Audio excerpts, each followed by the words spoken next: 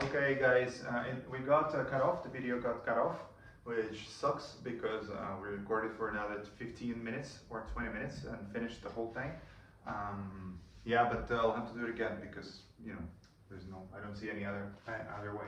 I think the last thing I said was that. There's a lot that happened afterwards. A lot, yeah. 80% of the people tell you the same thing. 80% of the, I don't even know how to rewind there. 80% of the people have to tell you the same thing, as in, the same thing. Like they have to have the same job to be done, and it has to have the same importance and same satisfaction level. If that's not the case, you're probably dealing with different segments. So you have to split them and keep going until you have to figure out like what are the two segments, why are different people saying different things, and let's see, where are we? We're with the job to be done validation, I guess. Yeah, so the whole Kaizen process is divided into two pieces: the job to be done validation and the solution validation. And it's this product market fit idea, right? So first you validate that there is a job to be done. You have to have understood it very well, and you have to figure out why it's important for people to solve it, and like what are they currently doing and how happy they are with the way they're currently solving it. And then once you're solid there, that's the foundation that guarantees your success, because, well, given that you actually can solve that problem, obviously. So there you go for the solution validation. And there is this very simple technique. You basically design the product that you have, just drawing it on, well, not paper, but PowerPoint presentation, keynote presentation. Just make slides that look like frames, wireframes. So if it's an app, these are your screens, right? Of like how the person uses that product to get to the core to solve that job to be done. And the beautiful thing about that is that you focus on the killer features. So you don't just build a lot of sandcastles and things here and there to make it pretty, and to maybe they want to solve also this, and maybe they'll like this, and maybe those of you have been in corporations that build products, and there's always a lot of that. Maybe. No maybes. This is the job to be done, and this is how you solve it, and that's it. And then if that part of the job to be done is done well, and I have no doubt that we can do it well if we follow this structure, because I've been there, I've done that, and there are other people on this team that have been there and done that. What happens is that once you show those low fidelity mock-ups to people, they say, yes, where do I get this? Is this available? Where do I buy this? It's just logical, because, I mean, there's a problem that they have. It's important for them to solve the problem. You can't solve the problem right now in a satisfactory way. So, yeah, I mean, they'll want to buy something that solves it for them, naturally. And usually there's a little bit of, back and forth. So you show this, they're like, this, yes, give it to me.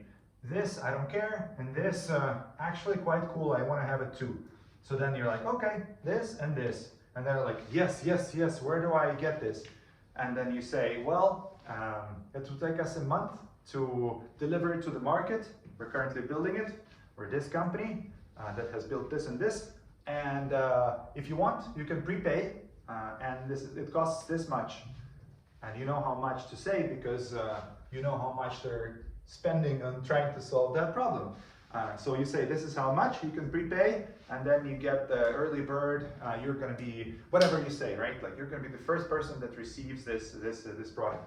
So then they prepay, or if it's a business, they don't prepay. They don't actually give you the money. They do something called LOIs, letters of intent, where the business writes you a letter and says, if the guys deliver me this product with these characteristics at this price, I have an intention to buy it. Okay, so non-binding, people actually do that. In fact, if you go to the Y Combinator webpage and then you check the current companies in the current batch of YC, and you see their short descriptions, just two lines about each company.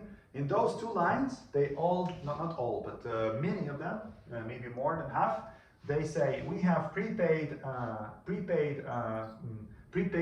or prepaid users for this much money, $2 million.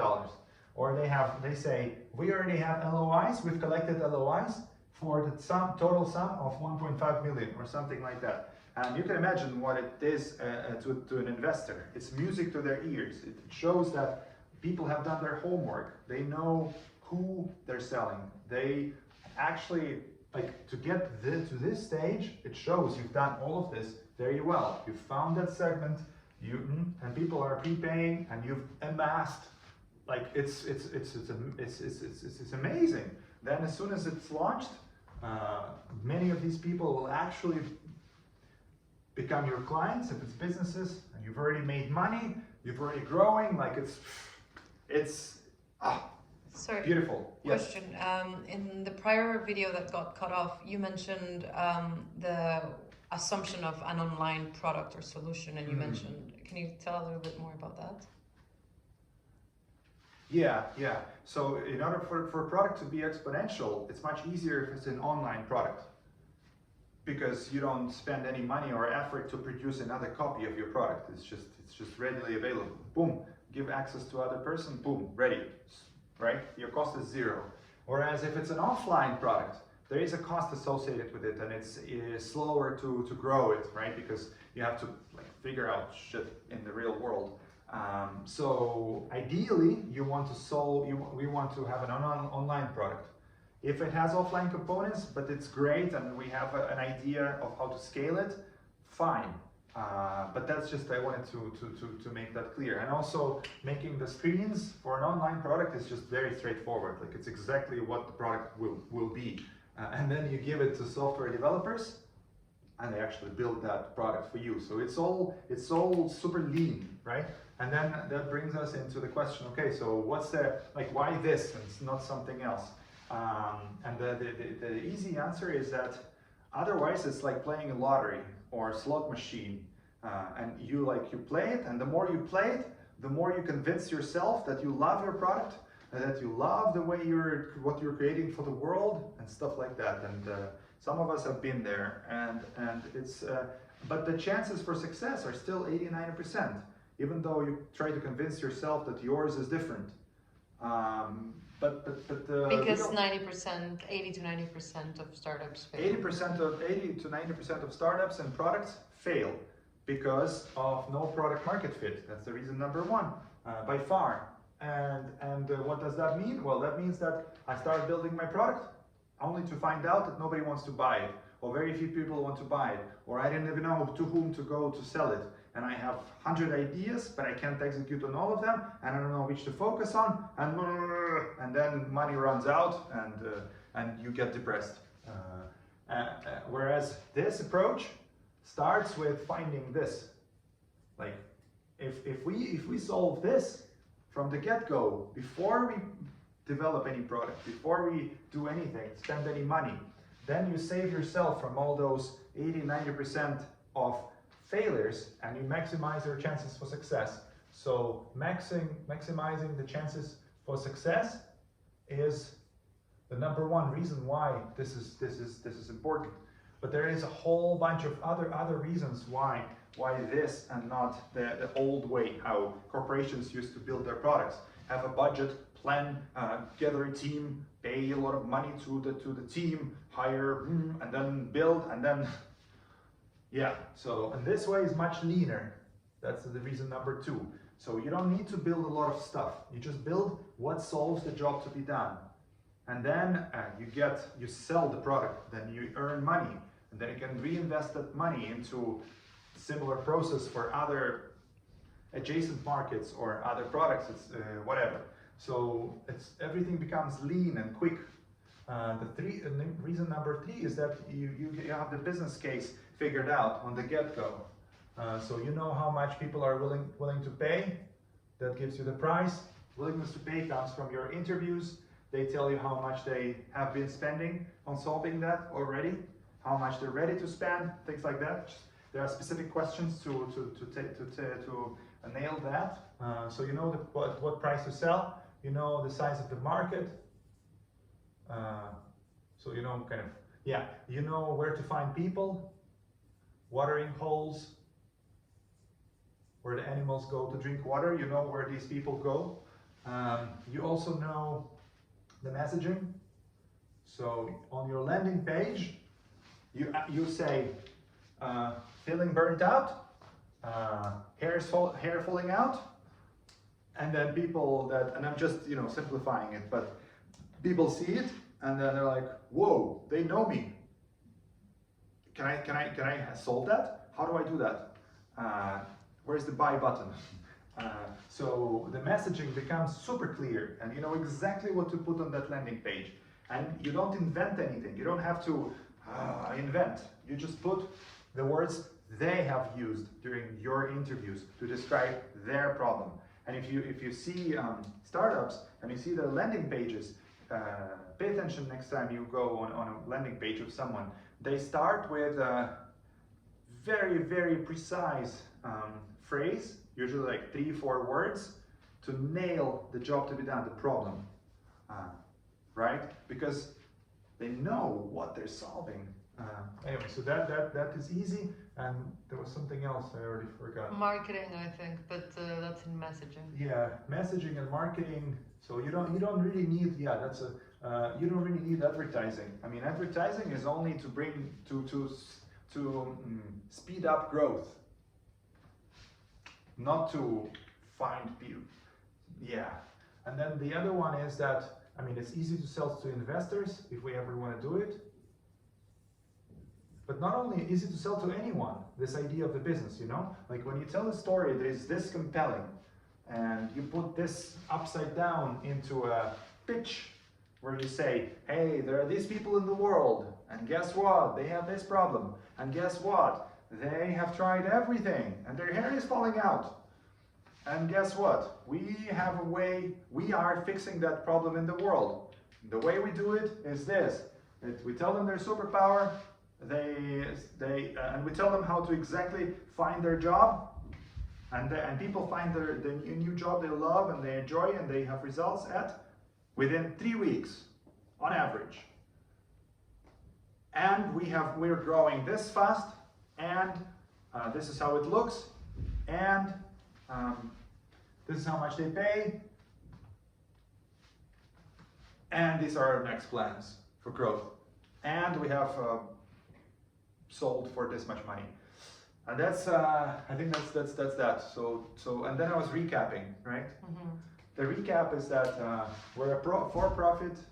The idea is to be for-profit, which means that it has to be a product or a service or offering that offers some value for a dollar amount in exchange, which means that we need to know a segment of people that have a problem and understand that problem deeply, and know that it's an important problem, and know that they're not currently satisfied with the solution, and know that segment deeply, know their context and everything. And then once we've confirmed all of that, we can start building the product. In order to get there, to understand the job to be done, to understand the segment, to confirm these things, to understand what would solve that problem, this is the process that I'm proposing we go through. And the first step is putting all the inventory of our ideas, so that we prioritize and we diligently work through the segments, starting from the one that is most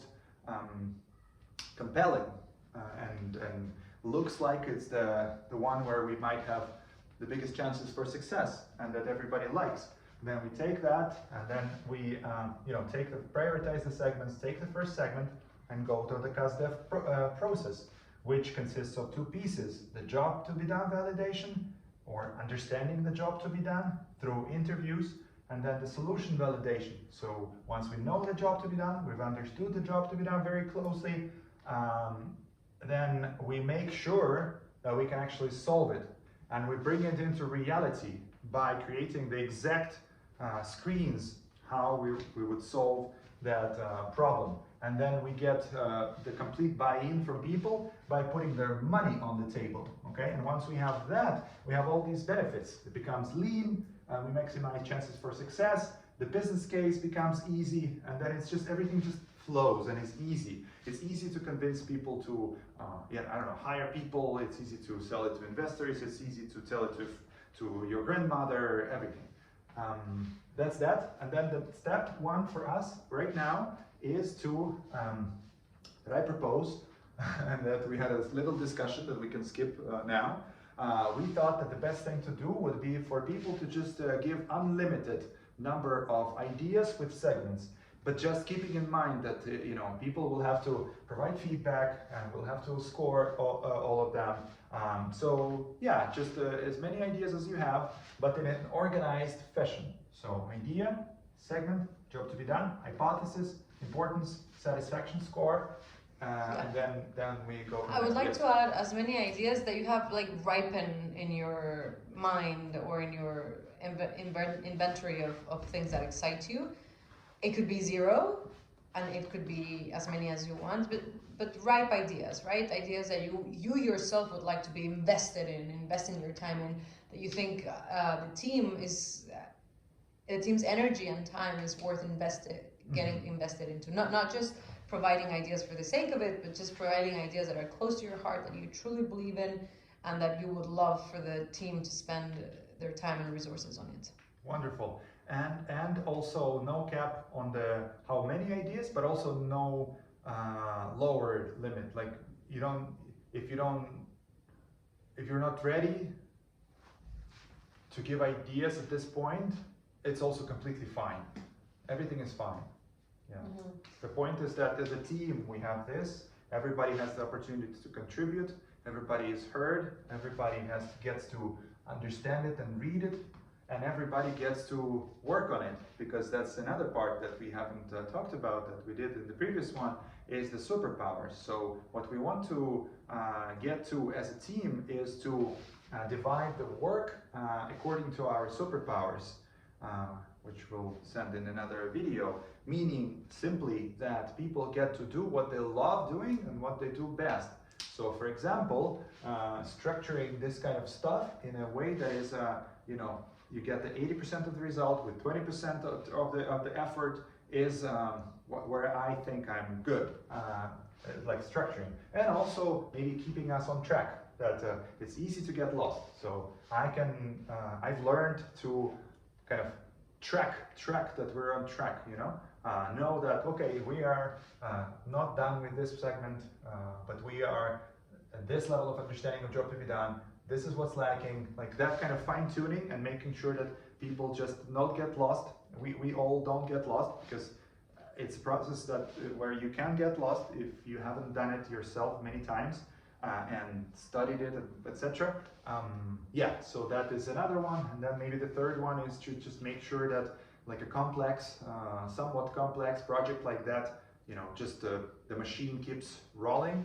And then maybe another one is like making sure that we have a resourceful way to find people to interview for those segments. And I have a lot of tricks that I think I shared in the previous one as well.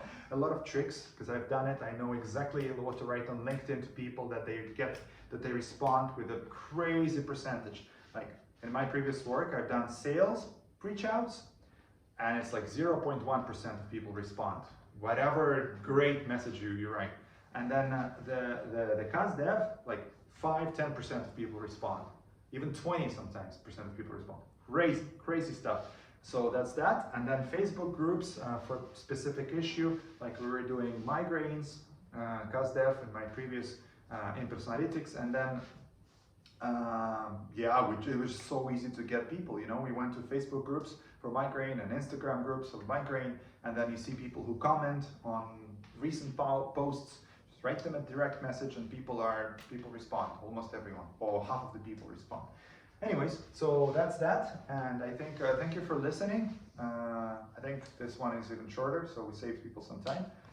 And thanks for everyone. Thanks to Karisha for being here and filling this with energy. Because if I just speak on my own, I wouldn't be, I wouldn't have as much energy to deliver it all, and also stick to a more structured way of delivering the content, which I hope it was. I hope it's not too hard to follow. And we'll write an email with this about this. Yeah. And I think it's rather clear what we need to do, but we'll summarize that. And if there are any questions, please ask the questions. Thank you for your knowledge, Sasha. Thank you.